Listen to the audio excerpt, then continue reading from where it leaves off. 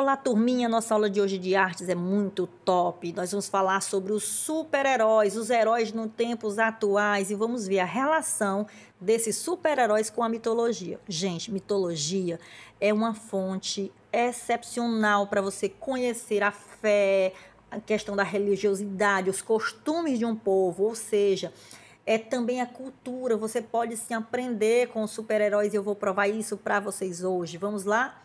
Bom, quem era Thor? Vamos começar com Thor, né? Quem era Thor? Thor, primeiro que Thor está ligado à mitologia nórdica, ao povo nórdico, certo?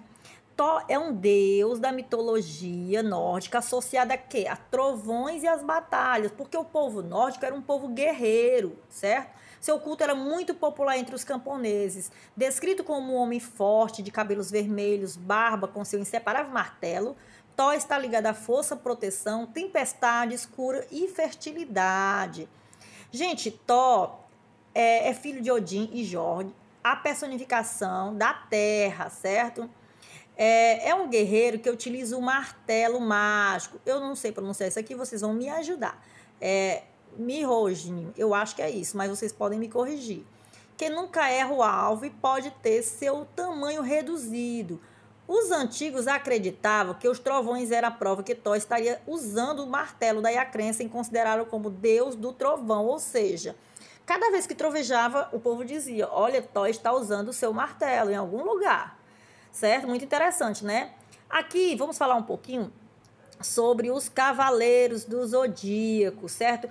Cavaleiro do Zodíaco é um mangá criado em 1986 pelo japonês aqui, que o nome dele é bem esquisitinho de falar, mas eu acho que é Masami Kurumada, bem diferente, mas é isso mesmo, que utilizou a mitologia grega como alicerce, como uma base para desenvolver essas histórias de batalha entre deuses, que utilizam os seres humanos como ferramenta para alcançar seus objetivos. Aqui temos aqui a imagem dos Cavaleiros do Zodíaco, bem interessante. Então, cada personagem desse, do Cavaleiro do Zodíaco aqui, que vocês podem ver, deixa eu ampliar aqui, ó, cada personagem desse aqui se refere a um deus da mitologia grega, e seria muito interessante vocês escolherem um aí para pesquisar, né?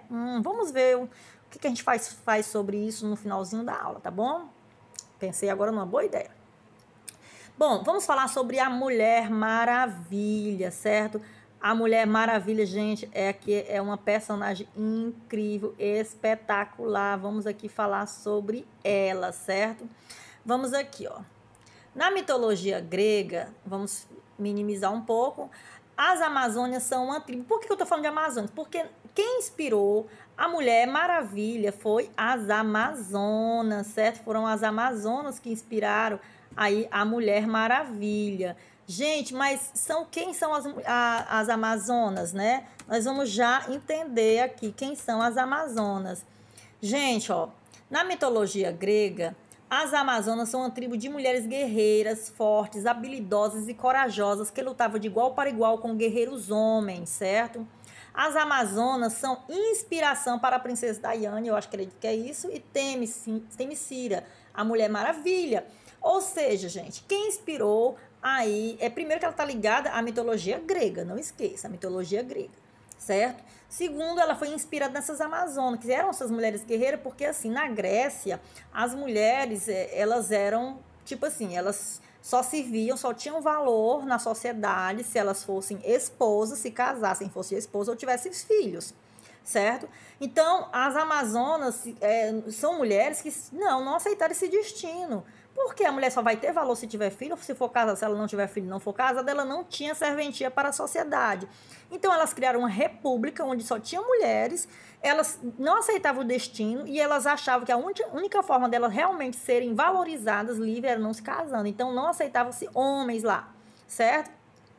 Na República das Mulheres, só eram mulheres, certo?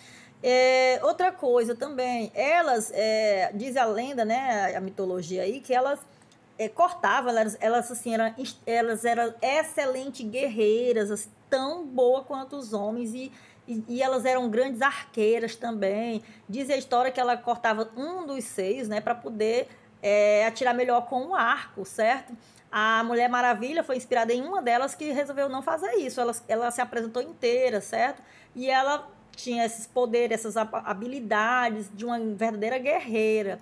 Então, eram essas mulheres que não aceitaram esse destino, queriam ser livres e por isso elas criaram essa república e eram muito valentes. Ela, no dia a dia delas, ela era como outras mulheres, né? No dia a dia dela, elas limpavam, elas caçavam, faziam seu alimento, normal, como toda mulher, elas cuidavam da sua casa, do seu ambiente ali que elas viviam e tudo. Mas elas eram também guerreiras, certo? Muito guerreiras. E é bem interessante, se vocês se aprofundar, tem muita coisa aí, vocês podem pesquisar que vocês vão encontrar. Agora eu quero finalizar a aula falando sobre esse aqui, gente. É muito, muito interessante, certo? Essa parte aqui eu quero que vocês fiquem atentos, eu vou terminar com essa parte. Superman, porque é um dos super-heróis mais conhecidos. E às vezes a gente assiste tantos filmes e a gente não vê a relação que ele tem com a mitologia, com a cultura, com a religiosidade de um povo. E tem, gente, todas essas histórias têm, assim, uma relação muito forte com a questão do costume, da religiosidade de um povo. Então vamos aqui ver o Superman. Ó, quem inspirou o Superman? Adivinha? Jesus Cristo, certo? Vamos ver a semelhança. O nome dado pelos pais do recém-nascido kryptoniano, ainda em seu planeta natal, é o de Kal-El. Lembram-se que o nome do Superman é Kal-El, foi o nome que os pais dele deu para ele, é o nome original dele. O sobrenome da família original de Superman, El, é uma palavra hebraica, gente, para Deus, certo? Aqui tem um nome aqui de Henry Siegel, eu acredito que é essa pronúncia, e Joseph Schuster. Quem eram eles? Por que eu coloquei aqui? Coloquei aqui, ó, essa imagem aqui, ó, de Superman, deixa eu centralizar um pouco, e Jesus Cristo. Observe. Essas duas pessoas aqui, tiveram a brilhante ideia de criar um herói que tivesse a força de Sansão e que fosse libertador como Moisés, já que ambos eram judeus, eles eram povo judeu e o povo judeu é muito religioso.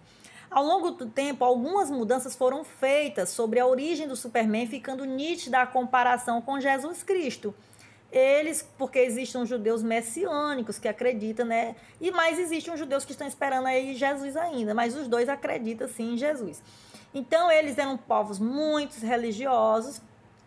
E aí eles começam a tiver essa ideia, né? Uma pessoa forte como Sansão, libertador como Moisés. Só que depois eles pensaram melhor assim, por que não fazer umas modificações e fazer ele ali inspirado em Jesus? E aí começaram a fazer fizeram esse personagem, certo? Então, assim, tem alguma semelhança e eu vou falar todas elas aqui para vocês. Ó. Aqui, vamos aqui. Oito semelhanças. Vamos aqui, 8 semelhanças. Deixa eu abrir aqui um pouquinho. 8 semelhanças. Primeira semelhança, o filho vivia da terra. Na Escritura Sagrada relata em João 3,16 que Deus enviou seu único filho para o mundo, né? Para que o mundo fosse salvo por ele, certo? Da mesma forma, Jor-El, que é o pai de Kal-El, o nome kryptoniano do Superman, enviou seu filho à Terra para sobreviver à destruição de Krypton e posteriormente ser o salvador da Terra, gente. Olha só. O segundo ponto, origem humilde. Jesus nasceu em uma manjedoura e seus pais adotivos eram família humilde, de família humilde. José trabalhava como carpinteiro, provavelmente ele tem ajudado e trabalhado com José, apesar de que as escrituras não mencionem nada diretamente a isso. Já Superman nasceu em Krypton, mas foi enviado à Terra e sua nave pousou em uma cidadezinha do interior de Kansas chamada Smallville. No caso, Kal-El, que logo foi chamado de Clark Kent, teve sua criação em uma fazenda com a família adotiva. Aqui, pais adotivos, né? Os pais adotivos de Superman se chamam Marta e Jonathan, lembra? Já os pais terrenos de Jesus se chamavam Maria e José.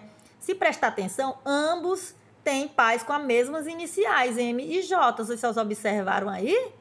Não é certo? Não é legal? E 4, inimigos em comum. Zod era o general que tinha como objetivo governar Krypton. Custe o que custar. Seu plano foi frustrado e foi expulso do planeta natal. Zod é um dos grandes inimigos de Superman. Nas escrituras sagradas, aprendemos que o Lúcifer tinha uma grande oposição do céu e deixou seu coração se corromper, onde tentou ser maior do que Deus. E assim foi expulso do paraíso. Certo? Então, existe se tornar Satanás, onde o próprio Jesus, né, expulsou ele, né, o próprio Senhor o expulsou, certo? E ele tentou Jesus no deserto também, né? Então, existem aí os inimigos, certo? Tanto o Superman tem um inimigo como Jesus. O início da jornada, né, no Evangelho de Lucas 3, e versículo 3, afirma que Jesus tinha 30 anos quando começou seu ministério, se revelando ao mundo. Seu ministério durou 3 anos, quando ele foi crucificado com a idade de 33 anos. No filme Superman, de 1978, foi quando eu nasci, viu, gente? Dia 28/1/78, quem quiser me dar presente eu aceito, tá bom?